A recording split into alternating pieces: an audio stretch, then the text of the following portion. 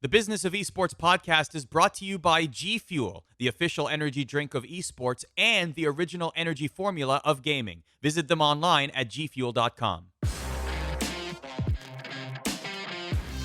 Welcome to the Business of Esports podcast, where we explore the intersection of business and esports, the fastest growing entertainment phenomenon of this generation.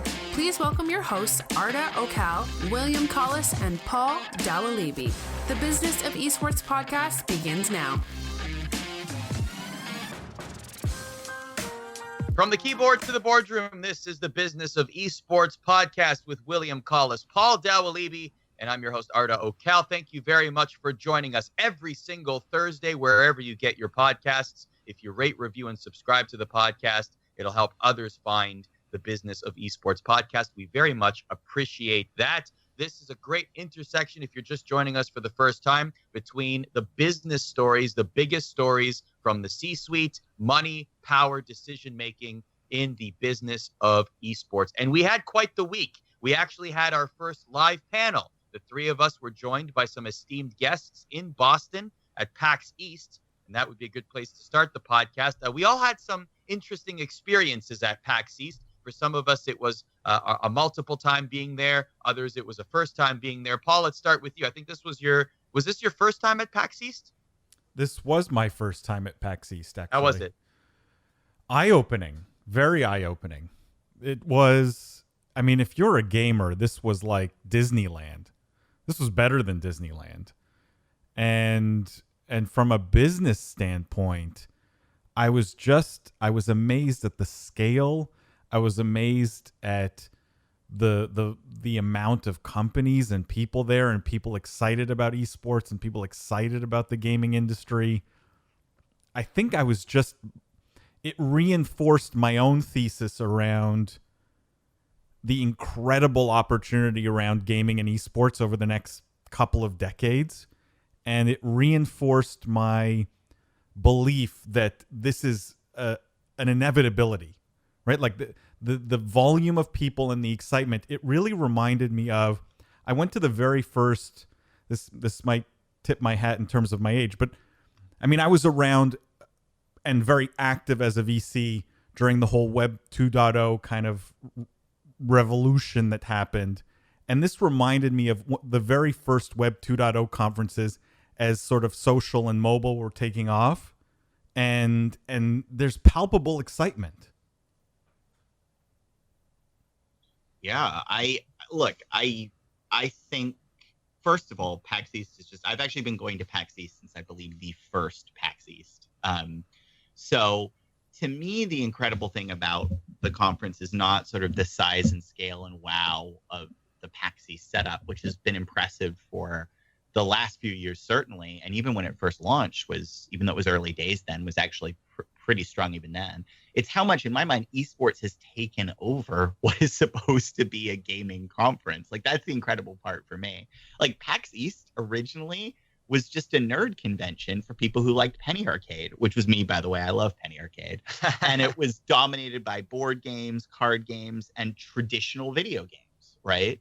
And what's incredible is the last 2 or 3 years at this event, all of that other stuff has been pushed to the side so esports can take center stage. And if you look at the biggest things happening at PAX East, it's the Mythic Invitational Tournament for Magic Arena. It's the PUBG playoffs.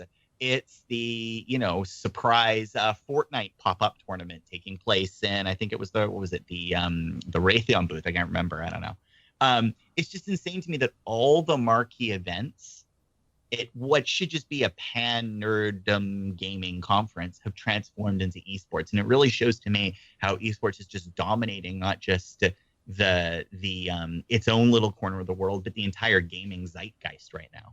We should also mention, in terms of esports at PAX East, the EMLS had a tournament there as well, and Nintendo had a big presence with the North America Invitation Open with Splatoon and with Super Smash Brothers Ultimate. William, I want to... Guys, I didn't win. You did not win. I was just going to say, don't you think, though, that this is the standard life cycle for industries that, end up changing the world, where it starts with a very dedicated group of hobbyists and evolves into something that almost no one would have predicted, right? Like tech broadly started like that. And I see tremendous parallels here, and that's incredibly encouraging. Well, here's what I think. First of all, yeah, I mean, and I think for anybody in the esports space, you feel it changing. You feel the wind at your sails, you feel the lift at your feet, the rising tide floating not just your boat, but the boats of everyone around you. I mean, for people in the space, it's palpable. The momentum is there. But yeah, I mean, all big change starts small. And it is incredible for me. I got into esports not that long ago, but light years compared to how fast the industry's moved. And I'm blown away. It looks even the landmarks in the space today are just so different than they were 3 years ago. I also want to take 1 second here. Don't get mad at me, Arda, but I know it's not on our topics today, and I have to say my favorite thing at PAX East: Streets of Rage 4. For any of those. Why would I ever get mad at that? That is also my favorite thing at PAX East. For any of those retro gamers out there that missed it, and I actually missed this, this is not Streets of Rage. I don't think it's going to be an esport anytime soon, but I was thrilled to see Streets of Rage 4, as well as Windjammers coming back with Windjammers 2. So just like Paul dated himself with Web 2.0, I'm dating myself with the Sega Genesis sleepover generation. There we go.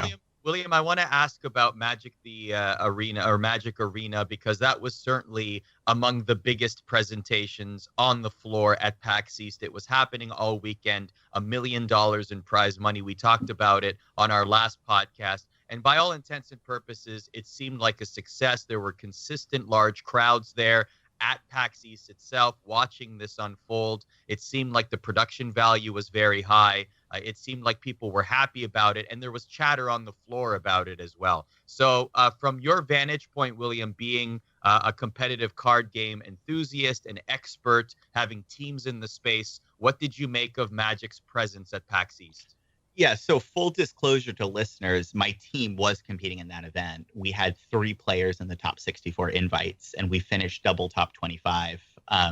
So leaving aside my absolute pride for the performance of my players, and at the same time the heartbreak that 2 of our guys lost competing for the top 16. They literally lost their final win and in for top 16, which was a bit heartbreaking. And so granted, I'm bullish on the space anyway, in the game anyway, from a business perspective, because my team is investing resources there. I think they did a phenomenal job.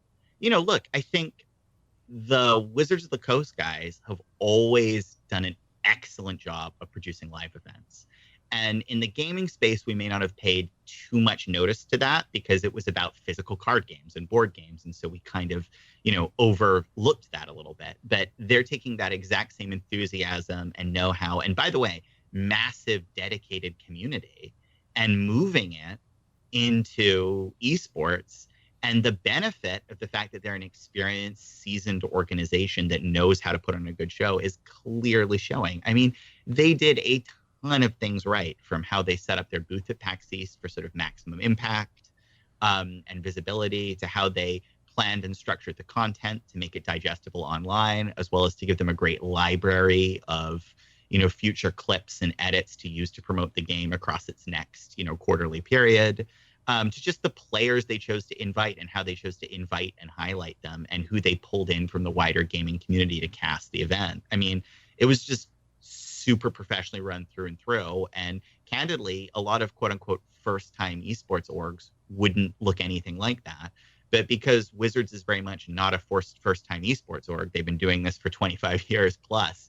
This is just, their first technical foray into the digital side of competitive gaming in a major way. They were able to pull off a AAA show. And I think that bodes incredibly well for the future of Magic Arena. I think if you're anybody in the esports space, you need to look very closely at Arena, because I think it's going to bring a lot of heat to the CCG, or the collectible card game category, and it's going to broaden what we think of as esports. And if you're Activision Blizzard, I think you're a little bit nervous, because you've had this space essentially untouched all to yourself for the last 5 years. Hearthstone has been the only game in town, and you've successfully fended off 2 big competitors with CD Projekt Red and Bethesda for the Elder Scrolls Legends, which entered the market and disappeared effectively with barely more than a glimmer. And now all of a sudden you have somebody in town who clearly really, really, really knows what they're doing and is coming at the crown. And I think it's going to be very interesting to see how that plays out from a business perspective. And I think it's going to be a big win for gamers because we're getting another high quality game and publishers that are going to invest heavily in a little bit of an underloved area of esports, the CCG. Paul, did you care much about the Magic Arena? I mean, I know you were walking around the floor. I mean, I care. It's not a scene I follow closely, other than sort of the business headlines around it. And I think what struck me was the production value that they had on the floor of this expo was just as good as what you see when you watch Overwatch League every week. And that I think bodes well, because to me those kinds of intangibles, or those things like production value and the amount of excitement they can create around something that is kind of boring to watch. Sorry, William, no offense. I think bodes well for it as an esport. Look, there were crowds, huge crowds all the time. So hard to argue with that. See, we have to talk about this boring to watch, not boring to watch thing, because I think this is really important. And I think that's a personal preference thing, though. I don't know if it necessarily will translate to our podcast, but. Well, let me make Sorry, my point not there, and then as visually stimulating. Boring, you're right, is more of an opinion. It's not as visually stimulating. You guys can tell me to shut up if this is off topic, but just to kind of jump in here, I think the challenge that we have, well, I personally find CCGs stunning to watch, incredibly gripping to watch. But the problem is CCGs are opaque, right? If you don't know the rules of the game, there is absolutely no way you're going to get the rules of the game from the cast. There's nothing intuitive about it, unlike Call of Duty or CSGO, where as soon as I start watching, I get what's happening. They're trying to shoot each other with guns. You would not understand a thing if you hadn't played the game. It's just if you weren't very familiar. And by the way, even if you know the rules, if you don't know the most recent cards, you're totally lost. So I do think that's a really interesting headwind against CCGs in general and Arena particularly, because it's the most complex of the CCGs. It's the most difficult to watch from a new viewer perspective. William, essentially you're implying that the maximum size of the CCG esports audience is the size of its player base. That's something I am wondering a little bit about, Paul. I wouldn't go that far, because I think there are ways to solve it, but I think broadly esports has a serious viewership challenge in that it is not intuitive to watch a lot of these games, and they need real coaching and real explanation to appreciate what's going on. And I think CCG has that problem the biggest. And I think if any sport's viewership is capped to its player base, that's a real point of concern. And I think it's a flag on all of esports, and a particular flag on this category. And watching to see how Arena is trying to address it, and to a lesser extent how Hearthstone is trying to address it, perhaps by moving more to a personality focus and other things, is of great interest to me, and should be of great interest to anybody who's wondering about the total market size of esports. Well, I will say this, though. The fact that it had such a presence at PAX East, and the fact that $10 million is going into the prize pool in 2019, at least Magic will certainly have an opportunity to grow that space or to address that concern. Let's end that conversation there, though, because we could totally have a side podcast about this. I know you two are very passionate about CCGs in general. I want to bring it back to PAX East. Want to say thank you to everybody who joined us on our panel on Friday night. It was a sold out. It was a completely no chairs available. Thank you very much for packing that auditorium to hear us ramble on about getting into esports. And thank you to our fellow panelists who joined us on stage as well. We got some very informative questions, made some great contacts. So just thank you to everybody involved in making that happen. Let's move on, though.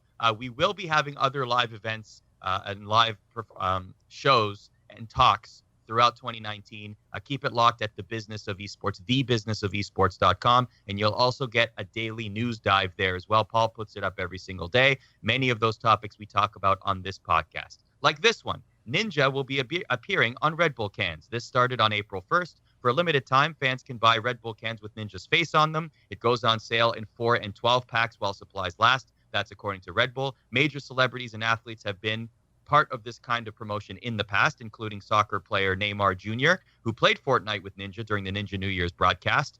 There's also a contest component. Fans can go to ninja.redbull.com. there's a chance you can enter a chance to play Fortnite against Ninja. So this to me, this sounds like a very big co-promotion. Even though it's a limited time, it seems like just another step in the A-list celebrity ascension of Ninja. But when you see something like this, Paul, how big of a deal how much importance do you place on this sort of co-promotion, Ninja and Red Bull?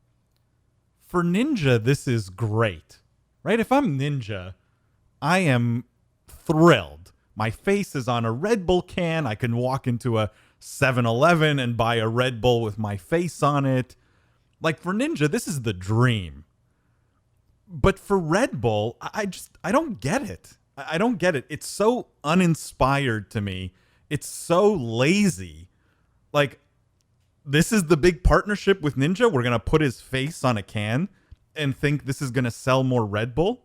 I don't know. It strikes me as such marketing laziness that I don't know what to make of it, because there's so much other things they could have done. Like, why not go and spend millions of dollars with Epic and Fortnite and have every health, like instead of the chug jugs and the bottles of shields and stuff like that, like, why not have all of those be Red Bull? Like, why not have deeper integration, more native integration that's more present in front of gamers, that speaks to them, that is more authentic? Like, just putting Ninja's face on the can, that literally probably took them 3 minutes to come up with. Paul, I just want to say, like, you hit the nail on the head with this one. I think this is classic textbook, old marketing tactics applied to a new industry. If you're getting a baseball star or basketball star, say you're getting Shaquille O'Neal, to market your Red Bull drinks, it's not like you can integrate Red Bull into the game of basketball, right? The best you can do is get Shaquille's face on your can. And in esports, that's not the case. You can fundamentally change the rules of the game with not just basic palette swaps. I mean, there are patches, massive gameplay changes. They could have integrated an entire in-game Red Bull Extreme Wings event, or the block, right? Like, put a Red Bull neighborhood.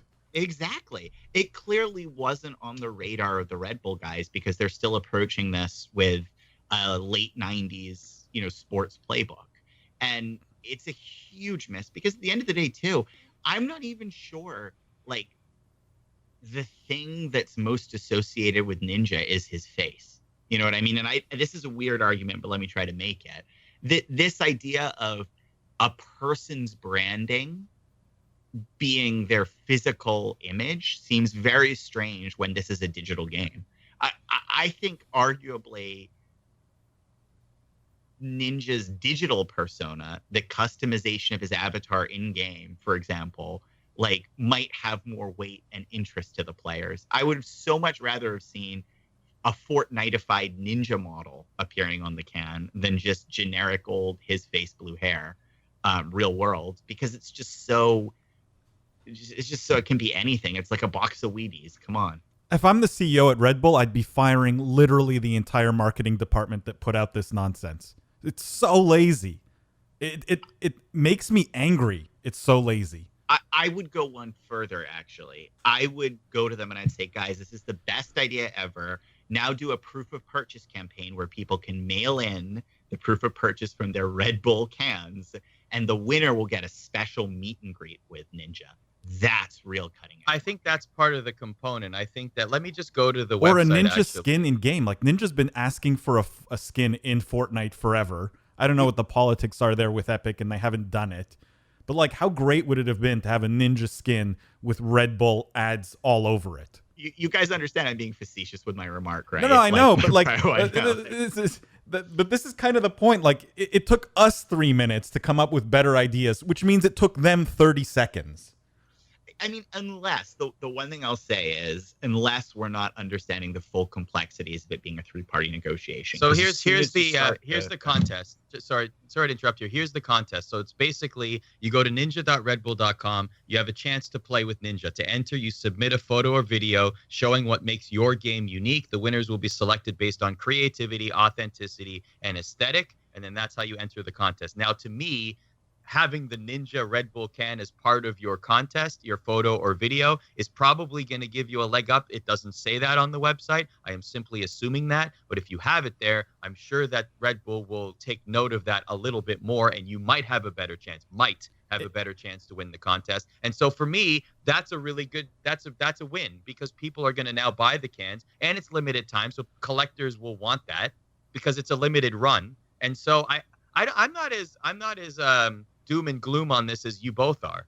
I don't see why this is probably just another iteration of the relationship between Red Bull and Ninja of many iterations to come. They've had live events. They're going to have merchandise. They're going to have co-promotions. And this is just one of them. I don't see why this is a fireable offense in the marketing department.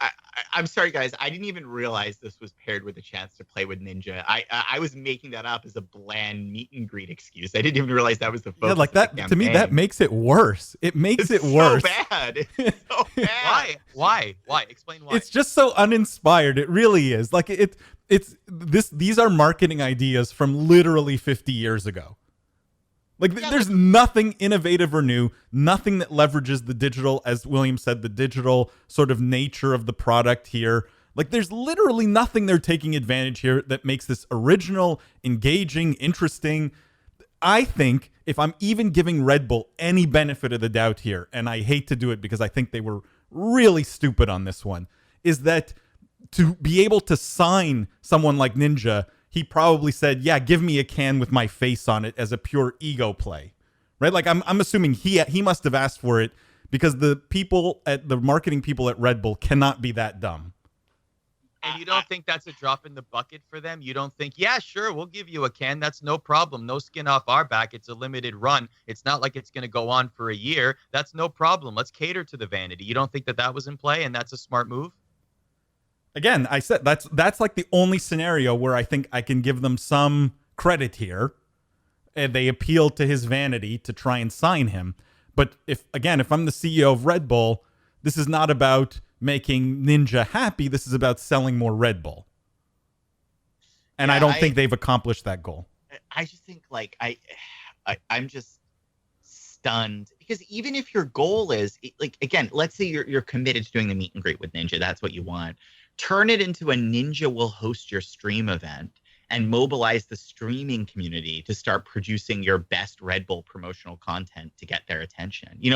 There's just so many other ways you can take the same assets and recombine them with more of a digital spin to actually make this more compelling and to get more lift for your dollars.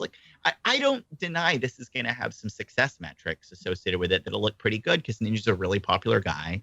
Red Bull's a popular beverage. You bring the two things together, they'll go over well to some extent with the gaming community, and they'll get many impressions from this, and I'm sure they'll see a lift in their Red Bull sales. But compared to what this could have been, I mean, it is just... and you guys, listeners, know I'm not often this down on something, but this is the definition of serving yesterday's leftovers. Come on, guys. It's going to be interesting to see the numbers. I hope those become public and we can see exactly how many extra cans of Red Bull Ninja's face sold, or at least interest in the brand. Hey, Paul, on your hot garbage scale, where does this land? This is the marketing equivalent of hot garbage. I see. I'd go one further. This is like the garbage dumpster itself is on fire. All right, the garbage truck is on fire as well. And it's driving to a hospital that is also on fire. All right, you're beating a dead horse here. Okay, I see you guys are on the fence with this topic. Let's move on to our next one here. How about this brand, GameStop? They have ventured Speaking of hot garbage. Well, let's see what you guys think about this topic. GameStop sponsors Esports Performance Center. So this is via VentureBeat. GameStop is announcing a string of strategic partnerships in esports, including an alliance with Complexity Gaming, one of North America's longest-standing competitive gaming groups with a roster of multiple teams. Complexity Gaming's owner is Jerry Jones, of course, the larger-than-life owner of the NFL's Dallas Cowboys. They're aiming to become this is a quote from GameStop. We are aiming to become the official minor leagues of esports, where GameStop provides fun and unique cultural experiences for player development while preparing the next generation of professional gamers. This is from Frank Hamlin, who is the chief marketing officer of GameStop, in a statement. To me, this seems like a good pivot for GameStop.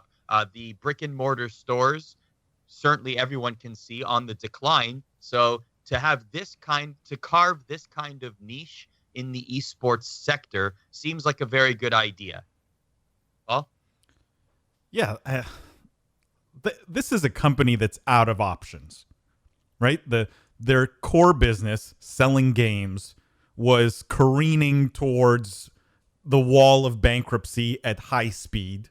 So the stock price was getting killed. Like, this was a company in serious decline. And they looked around and they said, okay, what can we do? Well, let's get someone to buy the business. So they tried to sell the business, and that failed. And at the beginning of the year, they basically said, now we're not going to try and find a buyer anymore. We couldn't. And the stock price got killed again.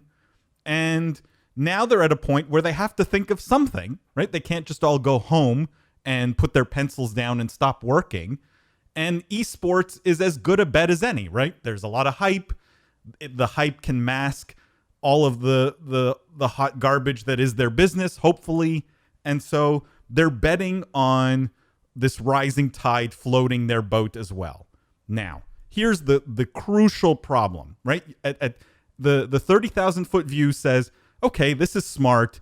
They're clinging to something that is successful, and if they just ride it, they'll be successful. My issue here is, just based on history, there's a management team at GameStop that can't execute, right? There's a reason this business is in decline. That reason hasn't changed. So what are the chances the same management team can execute on this pivot? And I think pivot is generous. It's really a Hail Mary. I think there's a 0 chance they will be able to execute on it. But as Hail Marys go, this is all they had left, and it's not the worst option here. I think this is actually a really smart move on the part of GameStop. I always want to call them GameStop. In fact, full transparency, I've actually pitched a business similar to this. I looked at something around using, essentially converting dead GameStops into esports centers. I think it's smart. It leverages their physical footprint. It's, about the best they can do with the real estate hand they're dealt.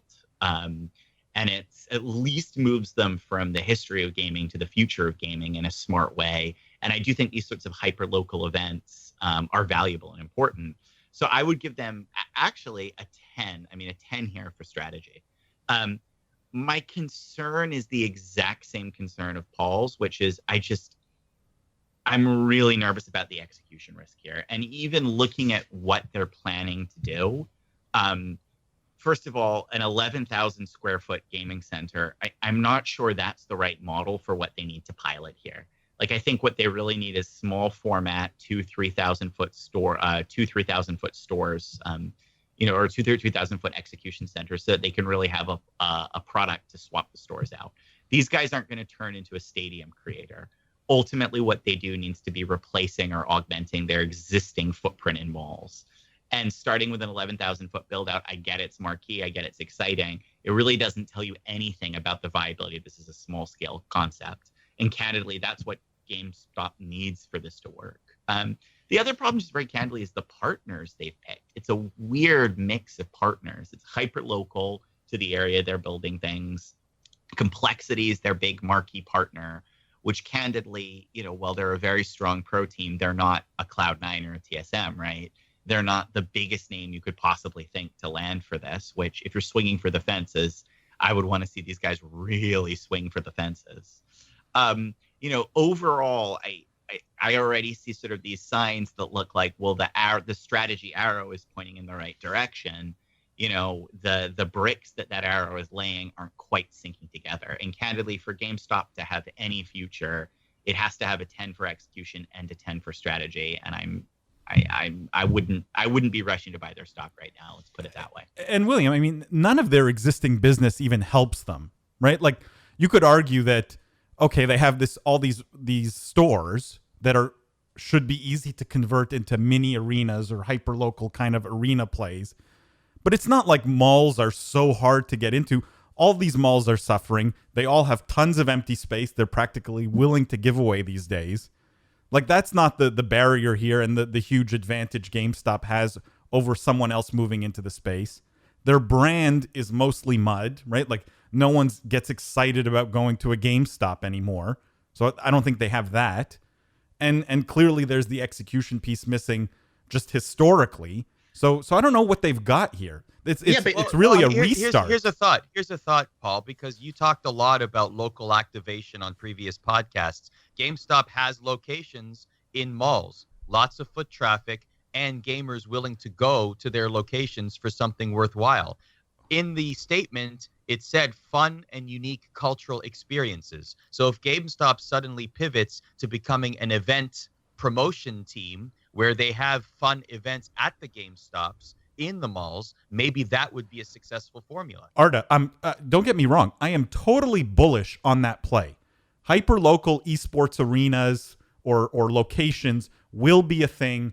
We'll make tons of money. Like this, I'm extremely bullish on that. Extremely. My point is, what advantage does GameStop have doing that? None. It's easy to get into malls. Simply pivot and surviving, right? They simply survive as a company. But my point is, I could go start a company tomorrow, wink, wink, and be doing exactly this with arguably a less tarnished brand, better team to execute, and none of the baggage that GameStop has. No, Paul is actually, I mean, it's an interesting point, Paul, and I hadn't thought of it, but you're right that the competitive advantage that GameStop has is not being in malls. Anybody today who wants to sign a lease for a mall can get in a mall, right? Like that's true. And so you're right that the fact that this leverages their geographic footprint, it's not as big of a win as possible because yes, they could potentially scale extraordinarily rapidly across their existing stores, but I would probably rather not have the capex and the headache of renovating an existing property. I'd rather be doing fresh leases and, starting again. So you're right. Maybe the physical footprint isn't enough as an advantage. That being said, I mean, I do take Arda's side a little here and say like, yeah, but what else do you want these guys to do? At least this could work. I agree. I said it's the Hail Mary. Yeah. It's the Hail Mary. I'm not faulting them for trying this. I'm just saying the chance of success is pretty close to zero. Although, and guys, I'm trademarking this right now. When GameStop does go under, our headline, Game Stopped, 100% us and only us, and nobody else can use it. Oh, Arda, it's your job to stop the puns here. This is. I mean, that wasn't bad. William is a dad, so we got to give him that one. Let's move on to this topic here. The CEO of Epic wants to be the gaming equivalent of Google. We've talked about Fortnite's footprint in the gaming industry as a whole extensively in previous podcasts, and William and Paul's opinions specifically on what they believe Fortnite will become in relation to things like Facebook and Google. Here's a quote directly from Epic Games CEO Tim Sweeney on what he had to say about his company to Variety. Quote, "We feel the gaming industry is changing in some major ways. Fortnite is a harbinger of things to come. It's a massive number of people all playing together, interacting together, not just playing, but socializing. Even in our game engine, our business with the Epic Games Store, we're still nowhere near the size of Google or Facebook.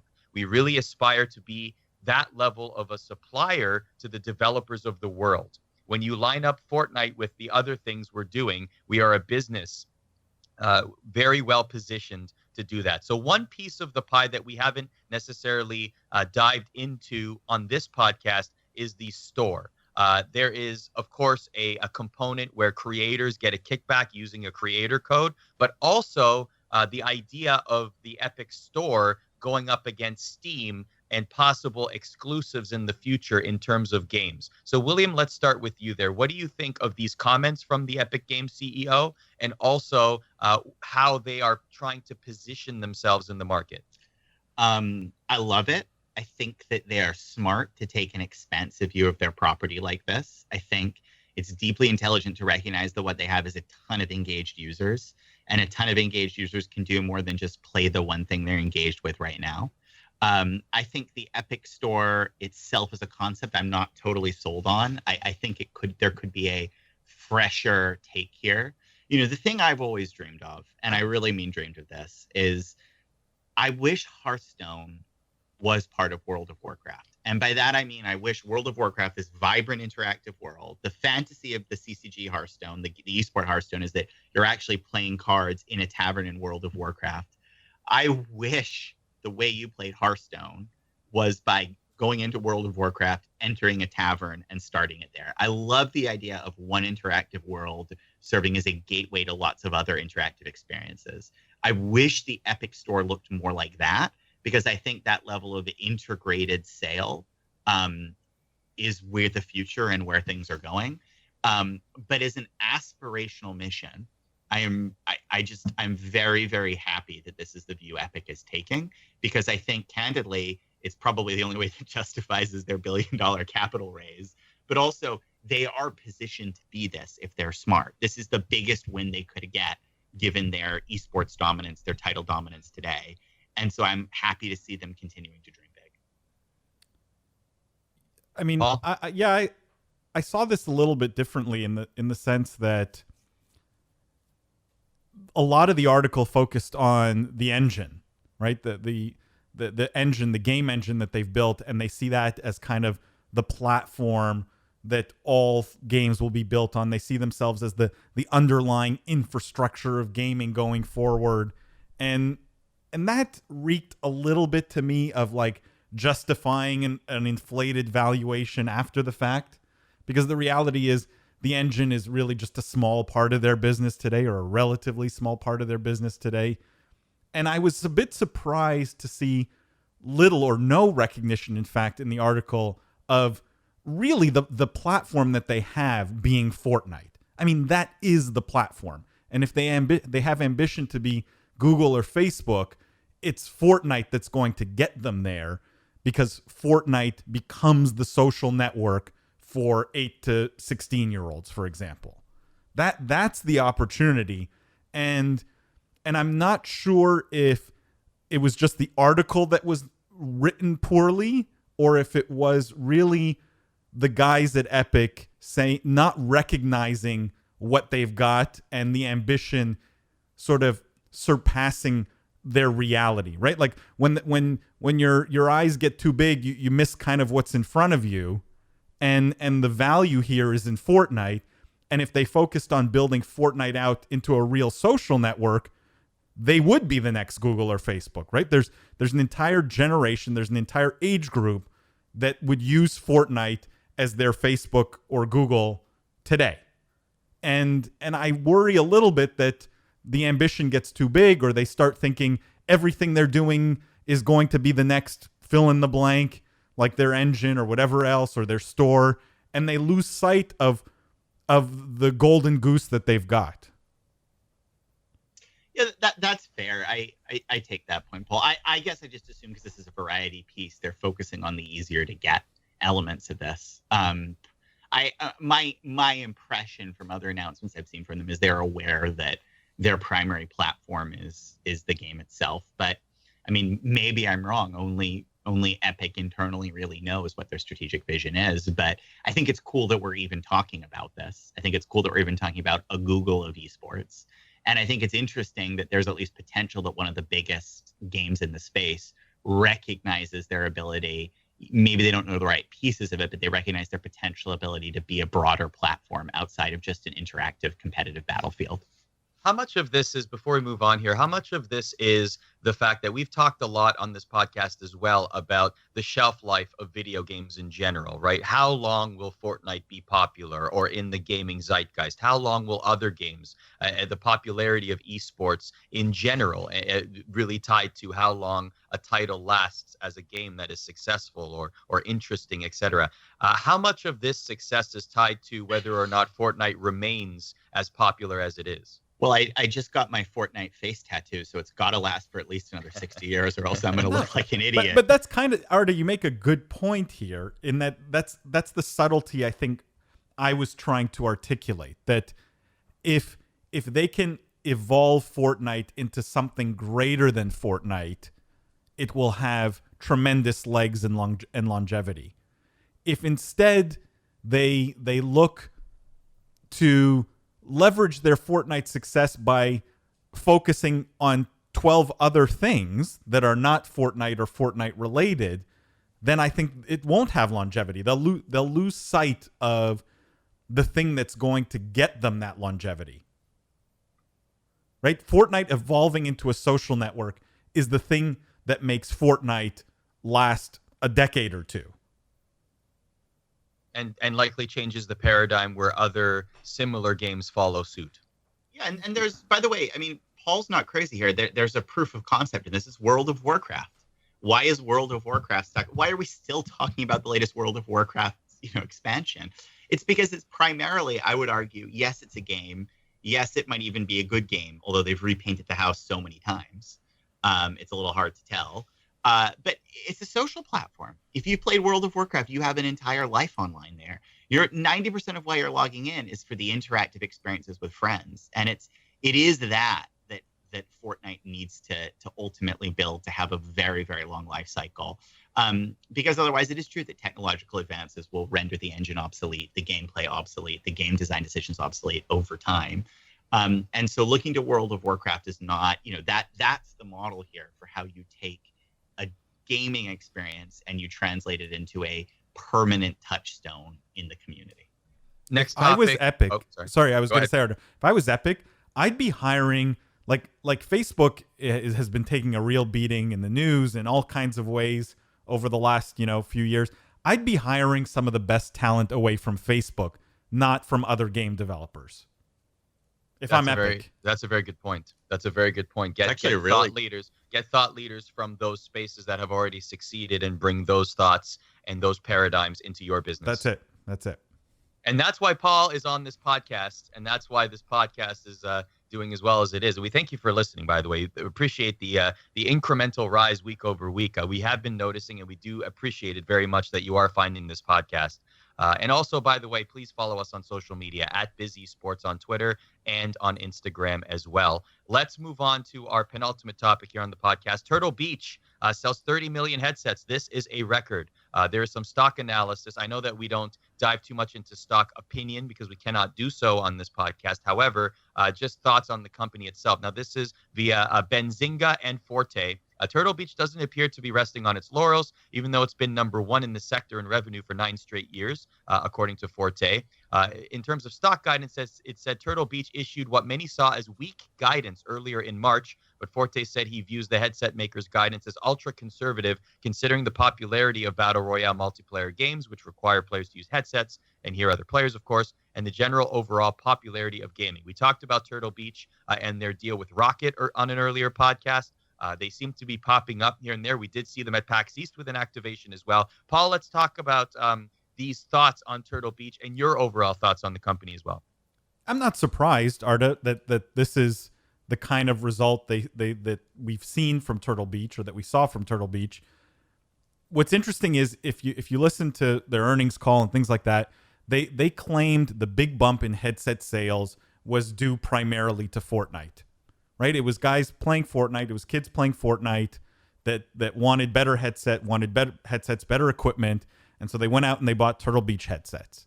And this drove a huge spike in headset sales for Turtle Beach, and why their guidance going forward was lower, because they were concerned that Fortnite bump would not sustain. And just connecting this back to the previous topic, again, it kind of proves that Fortnite has the ability to really be Facebook, right? Facebook went through kind of the same thing. If Fortnite manages to become a social network, they could push hardware too, the same way Facebook bought Oculus to try and leverage new technologies to allow people to experience their world, their social network. Fortnite could do the same exact thing. And that's intriguing to me from a business perspective, right? Turtle Beach, I think, is kind of the footnote here. They're a beneficiary of the Fortnite effect, and it will be interesting to see how they can sustain that over time. But the connections between these huge games and the hardware companies is interesting.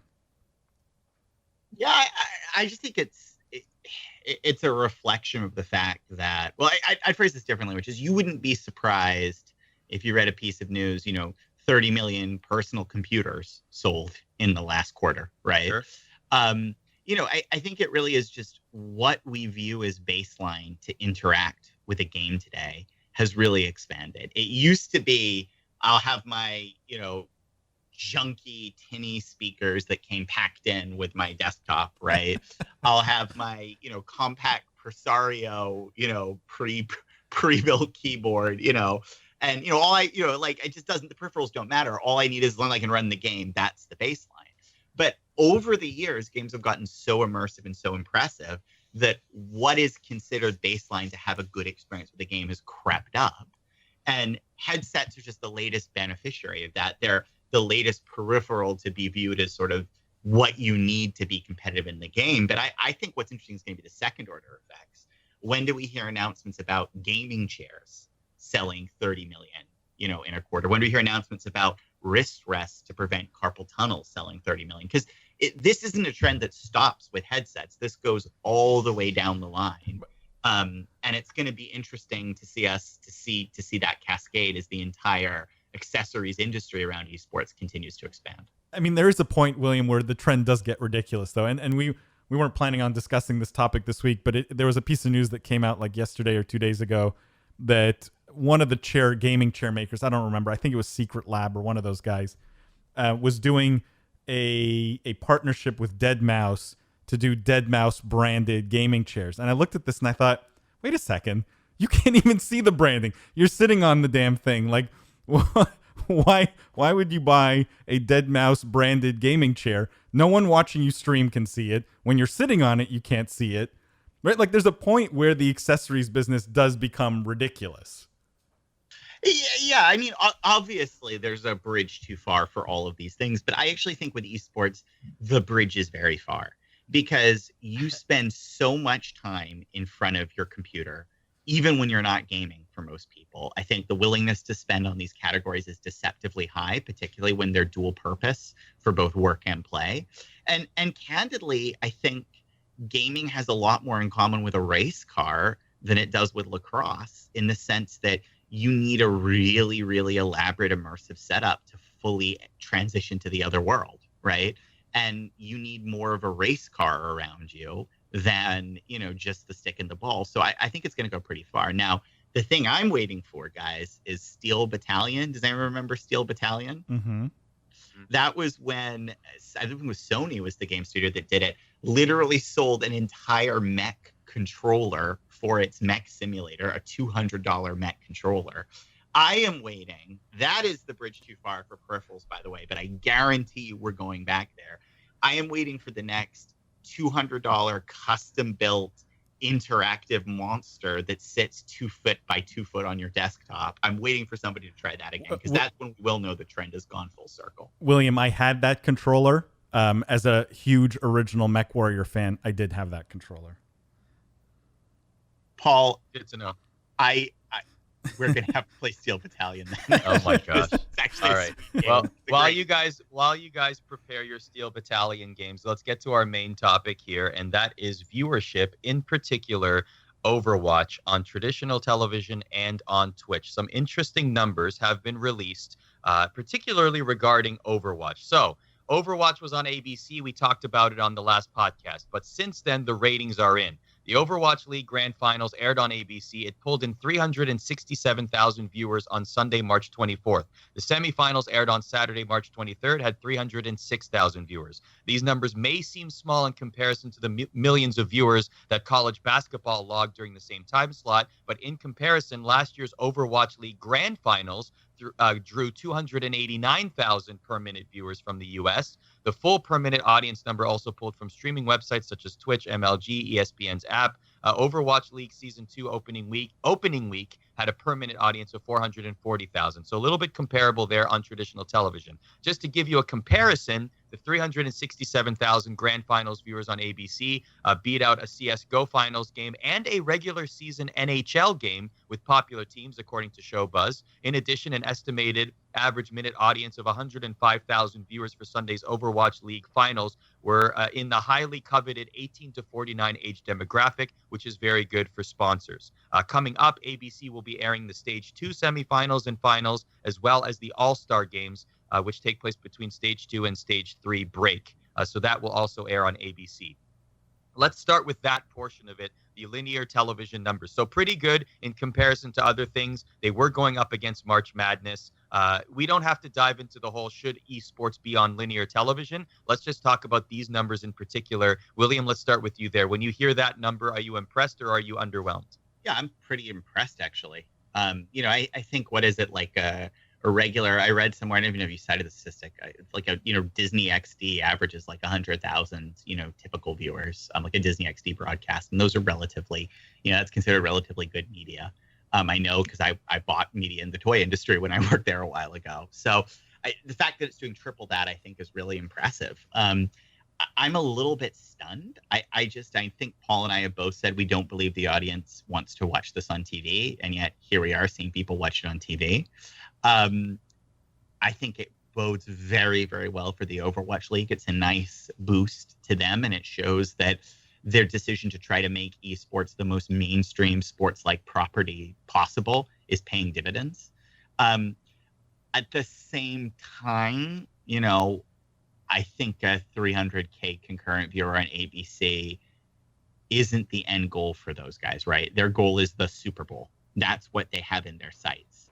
And that's 100 million viewers. So, right? Am I crazy? So they have a long way to climb, right? Now, that being said, this is a nice first step for them. But I think if you look at the goal Blizzard has set themselves organizationally and the achievement that's being talked about today, being better than Disney XD broadcast television is not the benchmark that's been set. And the league still has a lot of growing to do to hit that aspirational vision.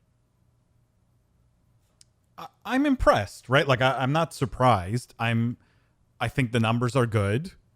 The fact that it beat an NHL game doesn't surprise me, but is also encouraging.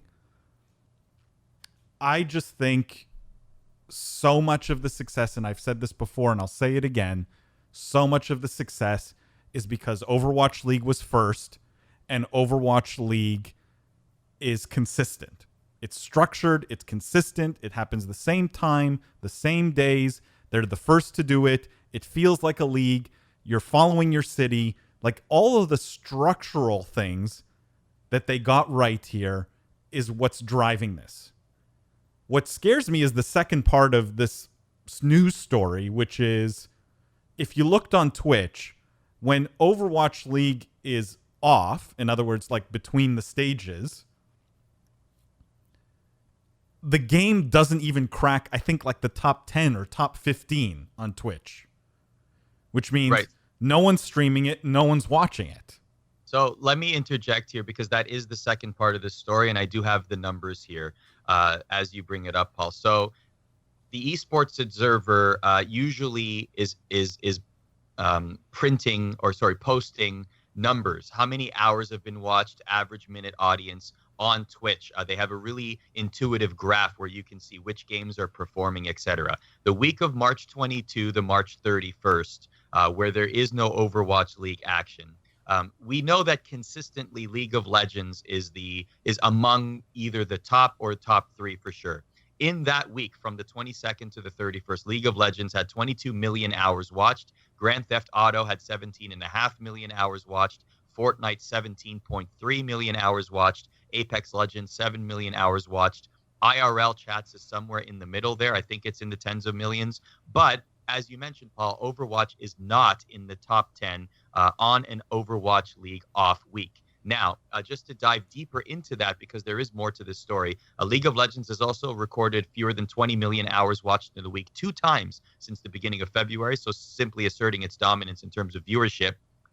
Magic the Gathering got a spike due to PAX East. Hearthstone stayed consistent because of the usual suspects streaming, so there's a little bit of a side story there. But regarding Overwatch League, with the Overwatch League taking a break in action this past week, the title not only failed to make the top 10, but it also barely managed to crack in the top 15 with just 2.4 million hours watched. While some titles like Counter-Strike Global Offensive and Dota 2 are known for their reliance on esports events to generate competitive viewership numbers, Overwatch has become the model for esports dependence on Twitch. That last sentence, Paul, feeds right into your thought. Overwatch has become the model for esports dependence on Twitch. But this doesn't surprise me, Arda. The game is total hot garbage at the moment. It's not fun to play at all.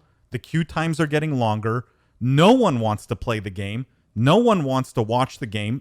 I'm talking outside of Overwatch League. It's in a terrible spot, and they don't seem to care. And they don't care because Overwatch League is propping the whole thing up. What they don't realize, I think they don't realize it. I think they stumbled on this.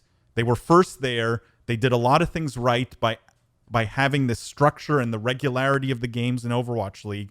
And most importantly, the teams that are city-based, because anyone can get behind their city, even if they don't even know what they're cheering for. They stumbled on this. And that's what's propping this up. And as soon as there's some competition there, as soon as people have other choices with the same structure, the same model, the same city-based teams, Overwatch dies the fastest death you've ever seen because the game is terrible and no one cares about it. No one. And it's funny because I talked to a lot of people after our panel at PAX, and a lot of the conversations were around Overwatch League because I think, William, you mentioned I play Overwatch, and I asked these guys. That's funny, Paul. I thought the conversation was around Google Stadia. I asked these guys, if they watch Overwatch League and if they do, why? And almost everyone inevitably said, well, because there's nothing else on, or we know it'll be on, so we put it on. It's not because they love the game and the matches are so compelling and GOATS is so fun to watch and they can't wait to jump on and play themselves right after. Like, it's none of that. This is the most vulnerable league. This is the most vulnerable business I've ever seen. William? Yeah, I don't have a lot to add to that. I'm not rendered speechless. I just think there's, there are clear weaknesses in the Overwatch League's business model. The good news is a lot of those weaknesses have to do with the quality of the game right now. And I think, as Paul points out, the fans of the game will be the first to tell you that. Those are potentially remediable. The bad news is the GOATS meta and what people have criticized around that gameplay has been around for over a year now, and it still hasn't been fixed. Which tells me that the publisher either is dealing with some sort of engine-level imitation we're not aware of that prevents them from balancing or adjusting the game in the way they want, or they don't recognize the same challenges in the game that we hear from the fans. And granted, maybe we're getting the most vocal fans when we do our panels or when we have conversations in the industry. And the reality is Blizzard sees something different in their customer service numbers because they will have much better data than we do. But or they don't care, William. Well, I am nervous about how we have seen. If you compare the Overwatch League to this year and last year, it is such a stronger business entertainment. If you compare the Overwatch game from this year to last year, there were 2 new heroes, neither of which really sold the GOATS meta, and one of which was pretty unpopular. I'm consistently concerned with how much the game itself is lagging the business aspirations of the title. Which is why I think it's vulnerable. And to me, this is classic. This is just such a classic business story. And I love talking about these on the podcast because I see them so often, right? Like, business mistakes repeat themselves across industries, across people, people are consistent when it comes to business mistakes. And I see it here so clearly. Success breeds complacency, especially when you're not self-aware enough to understand what caused the success. And they're complacent right now because it's working. I just think they're not willing to admit why it's working. Yeah, do you compare this to television in the 70s and 80s where there were limited options, but you knew that your favorite sitcom would be on every Thursday at 8 p.m. So you tuned in because really you only had maybe 3 or 4 options to watch. In this case, not as many. It's a brilliant analogy, Arda. That's exactly it. And then what happened? That's a perfect analogy. Let's follow it.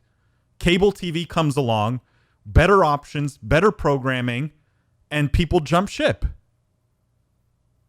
But don't you think that as soon as competition does arise, Overwatch, I will say this, I think that Overwatch is putting into place certain details that are required to be successful at that level. Agreed. Whether the product is you can debate the quality of the product itself, and like you said, the fans will be the first one to say that, but there are certain things, tried, tested, and true guidelines, familiarity, consistency, that they are doing very well and that is driving their success. That's exactly right. That's exactly the point I'm making. A+ on the structure, but if that's your only competitive advantage, you're dead. So what will it take, in your opinion, for a change to occur, or how do you see this unfolding in season 3 and 4? To have a long-term competitive advantage and to make Overwatch League viable for the long term, because inevitably there will be competitors.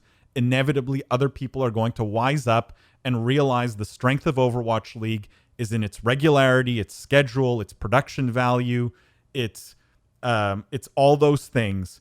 The only way you can remain competitive when someone comes in with another league that plays every Thursday, Friday, and Saturday at the same time is if you improve the product, if the game is more fun to watch, and if the game is more fun to play. And they don't seem that interested in that because the league is working right now. But it's because it's the only option. If I want to watch esports 4 nights a week, what else do I have today? You have different tournaments, but nothing as consistent as Overwatch, because you know it's going to be there every single week throughout the season. Right. That's a very good point. And here's the more important point. If I'm not a huge esports fan, let's say I'm a casual esports fan, right? Who do I cheer for? Day one. I'm new to esports. Well, I could cheer for some entity I know nothing about, Cloud9, Liquid, God knows what, or New York. Wait a second, I live in New York. I can get behind New York. Sure. Of course. That model is, like you said, try, test it, true, definitely works, and it's working here as well. So we will definitely continue to follow Overwatch League, report on the numbers and how that factors into the business. I do want to ask, this is sort of a side question, but I do find it interesting as I was looking up the numbers via the Esports Observer here.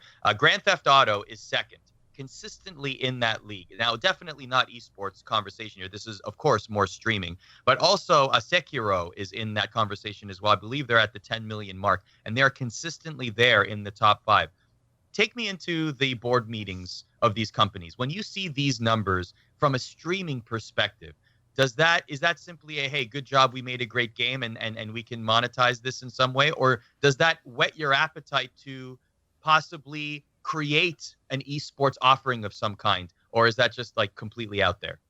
No. So my view is the Sekiro thing is that's an anomaly. The game's brand new, so you're going to get a big bump in viewership on Twitch. People play it. Once they've played through it, those numbers will drop quickly and we'll never hear about it again. William, do you agree? It's not. I mean, Sekiro is a little bit of a special case, and I know more about this just because I'm playing that game right now, and I'm a huge fan. It's a From Software title. It's a Soulsborne style game. Those always have great viewership because of the difficulty. There's a lot of prominent streamers who do challenge running on that, which is pretty incredible. They try to beat the game with no hits as fast as possible at level 1, all this other stuff. It always draws a consistent viewership. The From Software games spike because of the newness and the excitement of seeing these challenge runs right when they come out. They have a nice sustain, but yeah, it's entirely driven by the fact that the fans look for new content. That's what's going on there. The GTA 5 thing is a much more interesting anomaly, and it is an anomaly, and I'll tell you why. But there's a lesson here that all gaming companies, for the most part, are ignoring, and the reason GTA 5 has seen this huge bump is because of these RP servers that a lot of the big streamers are doing, where they go in and they role play as a character in GTA. So some are playing cops, some are playing, a judge, some are playing a lawyer, some are playing a criminal. And it's made this really fun environment where streamers you know and love go in and play a character for a few hours. And it's incredibly engaging. And it's like watching a live soap opera. And that's why GTA 5 has seen this big bump recently, is because of that. What's interesting is all of this was enabled by GTA 5 allowing for mods in the game, right? Like you could modify the game to create these different experiences, these custom experiences like these RP servers. And the whole idea of modding a game or creating mods for a game, I see this going away. Like I see it less and less over the last decade. It used to be that every game that came out, people would create mods for it. The developers even would provide tools to create mods for it. And sometimes the mods themselves ended up being the bigger game, right? The mods outgrew the original game in some cases. And whoa, I don't think mods are going away. We have auto chess right now for Dota. no, I'm not which saying is they're going literally- away, William. I'm saying I see less and less of it. That the games are more and more walled gardens these days and not as open from a modding perspective. I don't think they're going away entirely. Yeah, I just think modding is incompatible with competitive experiences, because the whole idea for competitive experiences is one standardized playing field. The whole idea behind modding is do whatever you want, anything goes. What I was you don't asking fit. more so was if I'm Rockstar Games and I see these numbers consistently on Twitch, right? Do I have a boardroom meeting and say, maybe we can further monetize this or further capitalize on this by creating a different release in the GTA family? Maybe we make an esports compatible game that will branch off, maybe a GTA BR or something like that. Like, because we know that companies are very quick to jump into this space. So GTA already has a built-in audience. That was more the question I was asking there. I don't think so. I don't think any of them are having that discussion. I think these, in particular, the two games we're talking about, know what they are, and these are bumps caused by just sort of anomalies. And I don't think anyone's sort of rushing, going, well, geez, everyone's excited about GTA now. Let's go do a GTA esports game. That being said, actually, Arda, I think the idea of a GTA esports title is pretty interesting. Nobody's carved out that comedic real world NC-17 city game. There's stuff that they could do there. Can you imagine, like, you have the three characters in GTA 5 and then you can pick between the three and you have 100 people in that city and you can use everything at your disposal, find the guns, find the cars, whatever. I think it'd be kind of fun. I don't know. I mean, how many people play that game just to go around and wreak havoc? Look, guys, I'm with you there. I think there's something about a social chaos simulator that is sort of present in GTA 5 that would be particularly delicious. But to be fair, that's sort of GTA Online already. Like, does it need to be competitive to be better? Like, part of the fun for it is it's not competitive. You're going into to not try, Okay. And the entire BR genre, let's be clear, was a mod. Came out of a mod. Yeah. Right? Like, arguably PUBG, the one that made BR what it is today, came out of an Arma mod. Well, stop, collaborate, and listen. ICE is back with a brand new invention. Gosh. Okay, now we're cutting you off on the dad jokes here, William. I think we've had one too many for this podcast. Last question, though, I do want to ask about this because we have been monitoring Fortnite and Apex. Paul, let me start you here. Fortnite, 17.3 million hours watched. Apex, 7 million hours watched. So is this alarm bells ringing for Apex, or are they happy with where they are in the world? They're planning for esports, possibly. They'll make big announcements in the future. But when you see numbers like this, Fortnite reigning supreme once again after at least the first couple months of challenging from Apex, what goes on in your mind? Again, this doesn't surprise me. Fortnite has a larger audience. The second you go more casual friendly, you're going to attract a larger audience. And they have a real stranglehold on a younger demographic that is very loyal to the game and loyal to the people who stream the game. So I'm not surprised at all. And I don't think the numbers here say anything of real significance. If you told me Apex is at 100 hours and no one cares about it, it's a different story. But we're still talking, it's in the top 5, right? Or I think top 3, top 5. In the top 10 for sure. You're still talking a very large audience here. And it will inevitably, because the game is harder, and has a higher skill cap, it will inevitably attract a smaller, more hardcore audience, which is why it makes for a perfect esport. Last thought, William? No, I think I want to leave it there, guys. I'm so tempted to make one more dad joke, and I think if I say anything else, it's gonna cut break the podcast. No, you know what? I'm gonna do it. Fort good night. There we go. Oh, God. Okay. Well, on that note, if there was ever a more sour way to end this podcast, I think we just found it. Thank you very much for listening. Thank you for rating, reviewing, and subscribing wherever you get your podcasts. When you leave a 5-star rating and a favorable review, it helps others like yourself who are enthusiasts of either esports, business, or the intersection that we talk about here of the business of esports find this podcast. For Paul Dawalibi and William Collis, my name is Arda Ocal, and we will catch you next time. Thanks for listening to the Business of Esports podcast. Check us out at thebusinessofelsports.com and on Twitter at BizEsports.